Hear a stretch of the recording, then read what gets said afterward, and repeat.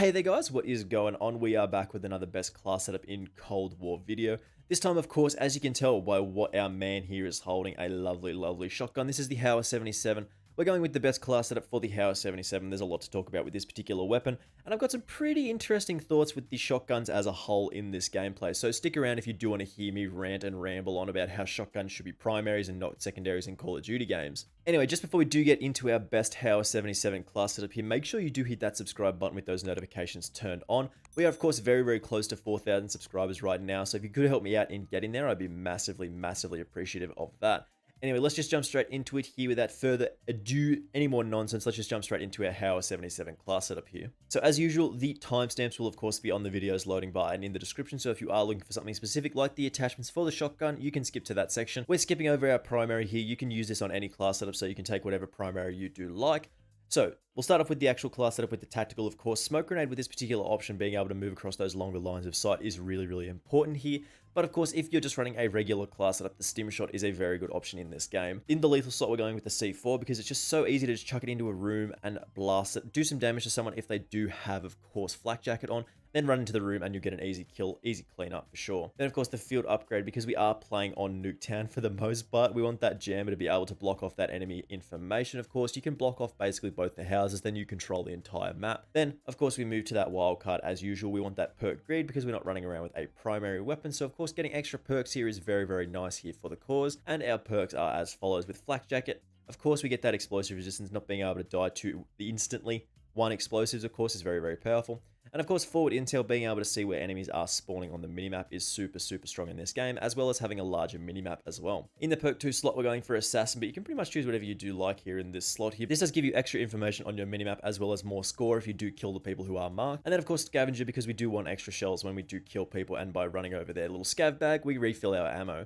And the perk 3, you can pretty much choose between Gung Ho, Ghost, and of course Ninja. This lets you reload while you are sprinting, which is very important. For a pump shotgun, this is very important here, of course. But Ghost is nice to stay off of those UAVs, and then Ninja to be very quiet when we are running around. So with our attachments with the Hauer 77, they are as follows. Starting off with that muzzle, of course, that infantry V-choke. If you are aiming down sight, this reduces your pellet spread. It sort of makes it very small and really powerful in this game. But you can pretty much choose whatever you do like here. None of these are going to be super strong options, so it is up to you what you do want to choose in the muzzle slot. In the barrel slot, you have a choice between the task force and of course the ranger barrel. It's really not super important what you do choose here. I think basically these do compare quite nicely to each other, and you can pretty much choose whatever you do prefer here. Extra damage is nice for getting those one-shot kills up close, but the ranger does extend our damage range nicely. In the body slot, we're going for that SWAT 5mW laser here. Of course, that 35% increase to our hip fire accuracy means we can just run around and hip fire people very easily here. Of course, the Stanag 8-round tube, of course, means we get more shells to fire, which is very nice here. Then, of course, last but not least, the marathon stock gives us that sprinting movement speed, which for shotguns is very important to move around the map nice and quickly. Shooting movement speed as well, sprint to fire speed, and of course aim walking movement speed at a cost of 20% hip fire accuracy, which is a good trade-off, I feel, in this particular situation. So as I usually do with these particular videos, we can jump into some gameplay here and show off what we can do with the shotgun. Have a little rant about why I don't think that, of course, shotguns should be secondaries in Call of Duty games. They definitely should be primary weapons so they can be more powerful and not on literally every single class setup in the game. So, because we are on Nuketown with the Hauer 77, we have got the Nuketown style variant, which is a very cool looking shotgun. I like the little bit of engrave work just on the start of the barrel there where the base connects to the barrel.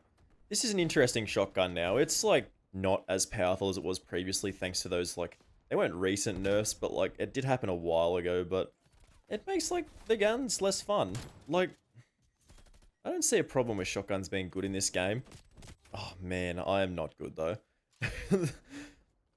Like, I really don't have a problem with shotguns being good in Call of Duty games. I don't get what their obsession is with making them terrible.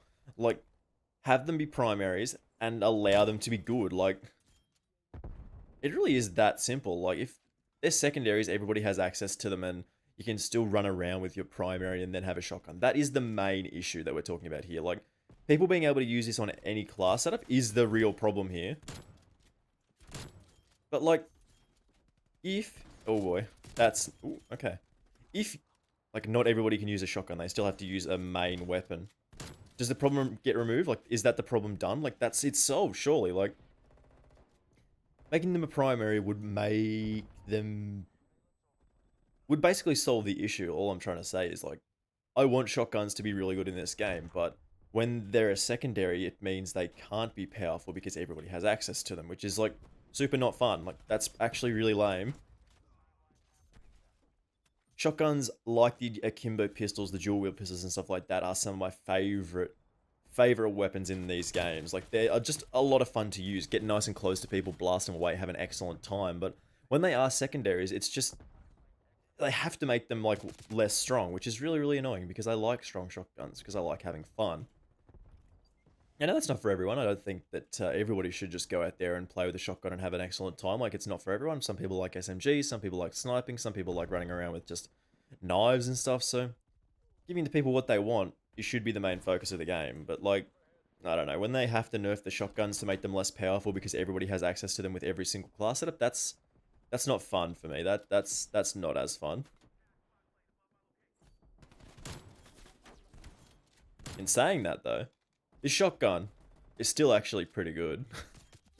Just your two-shot kill range is very, very far. Like, the one-shot kill range can be a little bit lame most of the time with most of these weapons. Like, the one-shot kill range is never, ever going to be specific, as we mentioned. When everybody has access to this on every single class setup, you can't just make them, like, broken. Like, you have to sort of make them pretty weak, which is kind of lame, but I get it. Like, I understand, but it doesn't make it fun for me. Like, I don't know. I figure you guys know what I'm trying to say, even if I can't put the words together, and... Ooh. Oh, boy. Oh, what is happening? But yeah, I feel like shotguns just shouldn't be secondaries. Like, that's... Oh, boy. Yeah, shotguns just shouldn't be secondaries because people will always have access to them, so they have to make them lame, which I like the shotguns being good. This guy's going to push me here. Heard your footsteps, dude. If you're going to run around with like a knife or whatever, just run ninja. It's not that hard.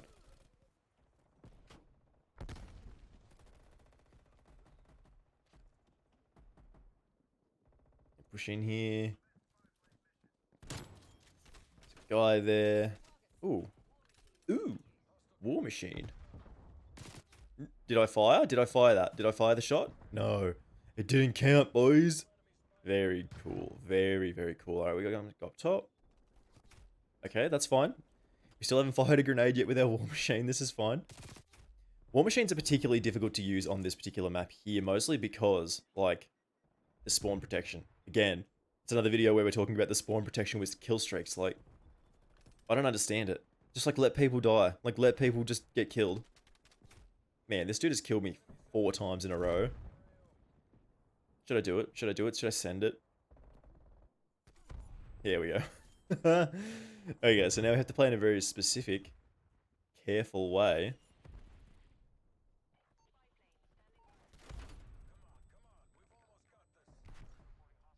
Because we can't really get any kills with the war machine in this particular situation. They do have to run a fair way out of spawn for me to be able to kill them, which, as I said, very uncool. Is he in here? There was somebody in here. Alright, let's push up. No, that... Oh, that doesn't feel very good. That hurts my feelings.